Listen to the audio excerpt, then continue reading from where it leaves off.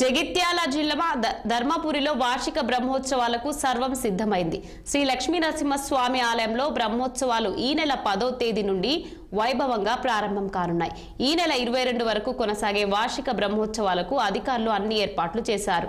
ఆలయాలకు విద్యుత్ దీపాలంకరణ చేసినట్టు ఆలయ ఈవో శ్రీనివాస్ తెలిపారు. దాంతో పాటు చలువ పందిర్లు, మినరల్ వాటర్, ప్రత్యేక క్యూ లైన్ ఏర్పాటు, భక్తుల రద్దీకి అనుగుణంగా లడ్డూ ప్రసాదాల తయారీకి ముడిసరుకు వంటి ఏర్పాట్లు పూర్తి చేసినట్లు వెల్లడించారు.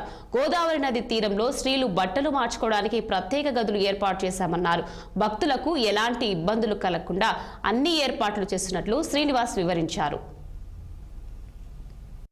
బ్రహ్మోత్సవాలలో ముఖ్యంగా తేదీ 11/3/2025 మంగళవారం రోజున గోధులి సుముహూర్తమున శ్రీ స్వామివార్ల కళ్యాణోత్సవం, అదేవిధంగా 14/3/2025 నుండి 16/3/2025 వరకు 3 రోజుల పాటు దేవస్థానం ముందు గల బ్రహ్మపుష్కరంలో శ్రీ స్వామివార్ల తెప్పోత్సవం డోలోత్సవ కార్యక్రమాలు, అదేవిధంగా తేదీ 19/3/2025 రోజున రథోత్సవ కార్యక్రమం కన్నుల పండుగగా నిర్వహించబడతాయి.